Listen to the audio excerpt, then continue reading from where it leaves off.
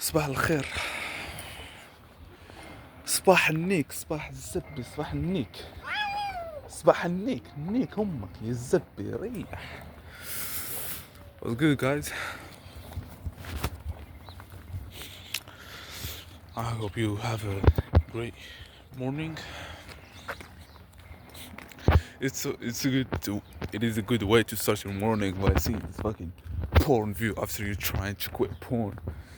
And talking about porn, I can't believe myself. I managed 13 days without watching porn. Like, holy fuck. 13 days, 11 days. The last time that I achieved 11 days without porn was in 2023, summer of 2023, when I was 15. Like, shit, man, you know, like, it's so fucking crazy.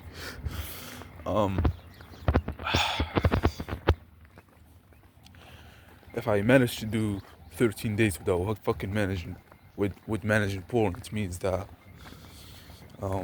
I think I hit the, you know, they told you the success line, like they told you the success line is like this, but it is more of like a linear thing. But then it starts to, you know, there is a sweet spot that you hit. Once you hit it, you just start to like fly up the sky, you know. I think that's what happened with me. I think I hit that plateau. I'm so fucking grateful because I did, and I'm so grateful because it's one fucking year and I was fucking like, and I was only like thinking about my addiction and how to fix it. Yeah, hard work pays off.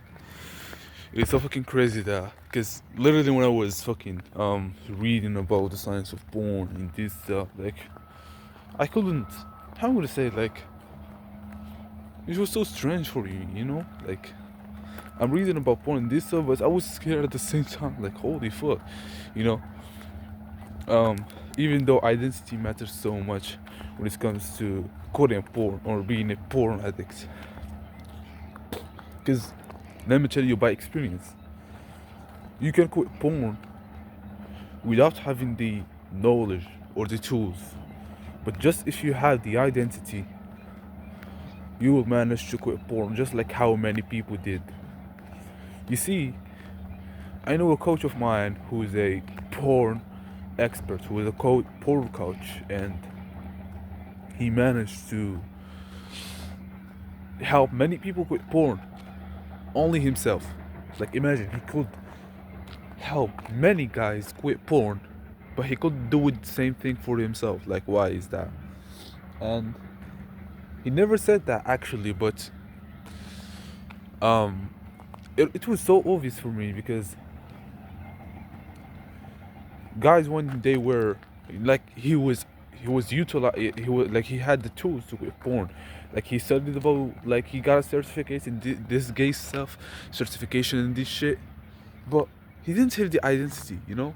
He didn't have the identity. And people, when they working with him, people when they were paying him for his guidance, it was as if they buy a new identity, you know. Like, when I'm gonna give you money, you're a football coach and I wanna be coached by you.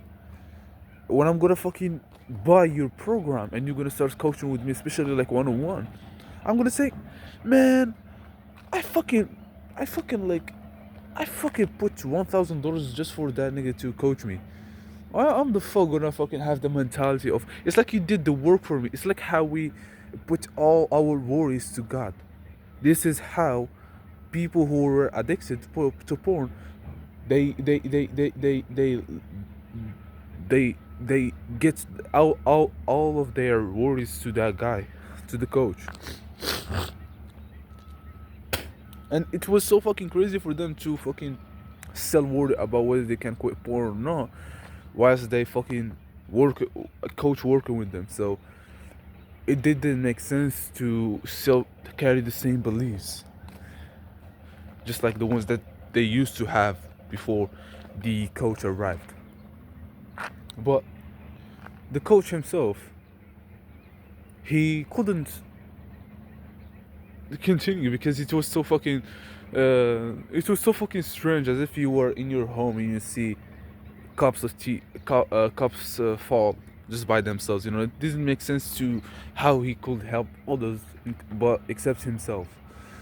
And that's how he wasted he like invested 2 years or 1 year and a half like studying, reading about other topics that didn't make sense, but only identity. He said that if I knew the identity thing, I could literally quit porn without any tools, without any knowledge, without nothing. Because most of people quit porn, not most of people, but few people can quit porn without guidance, without any knowledge, without any knowledge required in that field. Why is that? Because some people hit the AFK mode, AFK era, where they say like, "Fuck this event." Something bad happened to them. They just makes them move on out of the room or move on out of the city to start a new life. And few people there are people who are kind of delusional, and we all the time hate them for being delusional because we don't have the balls to be delusional as them to achieve our goals. And that's how people who fucking quit porn without fucking any guidance and any fucking coach. Like, I wish somebody tell me that, but it is so fucking crazy. Like, it just blows my mind time to time. Now, talking about porn, like I want to talk actually about something so important today. I noticed that I have a big problem with sleep schedule. I have a big problem with my night routine and my morning routine. Um, how would I say it? Whenever time I wake up, like I wake up at 7 a.m. Whenever time I wake up, whenever time my alarm rises, I feel panicked as fuck. I feel like I didn't used to feel like that. Like, besides insomnia, besides like I can't sleep well, literally I panic out. Like, I'm traumatized when I hear the alarm. I'm traumatized. I feel so overwhelmed and stressed out and uh, anxiety and stuff when I fucking realize that, oh fuck, I'm alive. Oh fuck, I need to face that pain again. I need to wake up again. I need to do that thing again. I need to wait from here till this time so I can sleep again. Like, you know what I mean? But you know, like something which is cool. Wait, let me sit down. Something that is so fucking cool is you can't fix that thing if you just get some sunlight into your eyes. It's so easier than done. Like, it is easier than done to wake up every single day so fucking early for the sunrise to get the sunlight in your eyes. But literally, it's like this is your clock. This is like 8 hours of sleep, and they can shift throughout the day, depending on circumstances like getting the sunlight, food, many things which I don't know. So your circadian rhythm, like for mine, it may be 11 a.m. till 3 a.m. Literally 11 a.m. till 3 a.m. And that because I was like a few days ago. What is that? Like a few days ago. Oh fuck! I'm hallucinating. Like, what the fuck? Like 3 days ago, I was all the time like waking up so late. Like, I was waking up so late because I was so waking up so late all the time. You know what I mean? Like, regardless that I'm a teenager and I need between 9 and 10 hours of sleep, which means that I need to sacrifice some afternoon times for my sleep.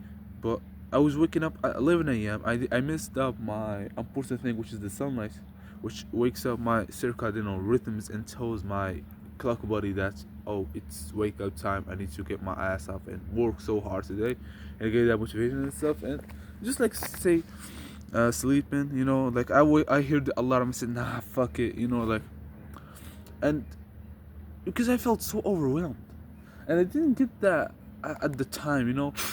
I didn't get it at first, but when I think about it very well, I said, wait, porn is used to avoid negative feelings, and after removing the variable of porn, it really makes sense that I'm gonna fucking feel that overwhelmed and that negative every single day, and facing those emotions that I was suppressing, that overwhelmness and anxiety. Because I don't know why I was using porn really, but I think it was more about escaping negative feelings. Because once I journal about the negative feeling that I had in the last Sunday, in the last Sunday, like in the last Saturday, in the last Saturday when I journal about a negative feeling that I had, I think it's only after that when I clicked out for me that we use porn to negative to avoid negative feelings, and negative feelings will go away until you either forget about them or you just reframe how you see them. You can see yourself as you were the kid who get bullied all the time. You were the worthless person. You were the funny guy, but no one gives a shit about them. You can victimize yourself, but it is not required for you to believe that all the time, because people around you change and you can act who the fuck you want. Like I'm not like I had this idea when I was young, but I just didn't have the balls to change instantly because I was afraid of what people think about how the gaze that people would look at me after they know that I'm acting like somebody who I'm not. And that is normal, you know. People change. Like fuck it. Like I wish someone like I was just like I don't know what the fuck is that. It's like holy fuck. Like I wish like I had the balls back then. Like obviously I was 11, 10 years old, you know. Like it is just it is just the start when the kids on my neighborhood start to move on out of the neighborhood, the kids who were bullying me and fucking fuck up my mental health and gave me some like semi traumas, like sub traumas. But yeah, like I should change the identity. Basically, I'm talking because I'm gonna tell you something.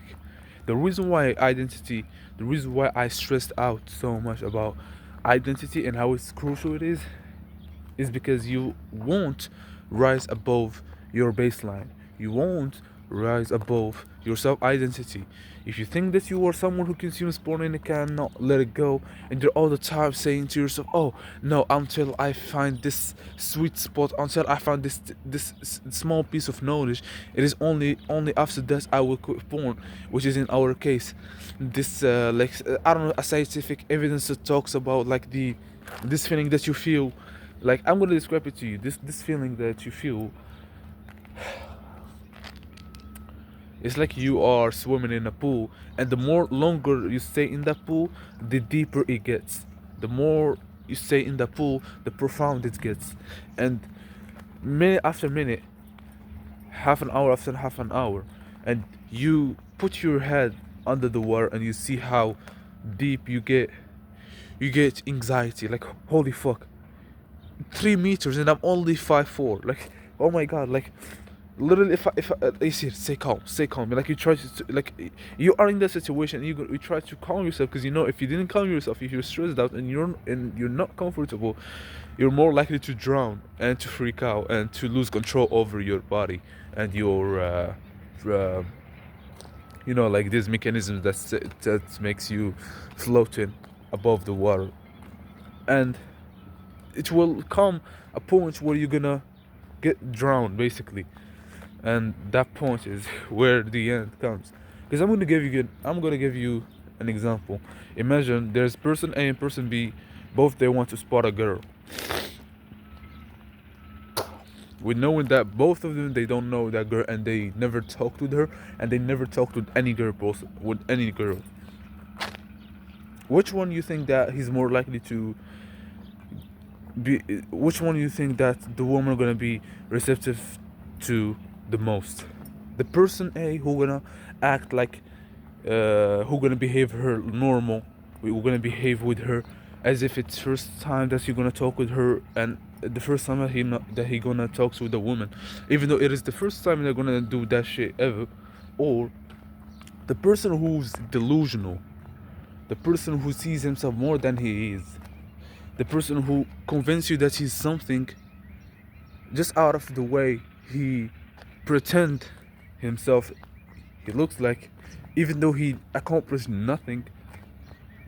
And he will went to the girl and he will talk to her as if she sucked his dick multiple times,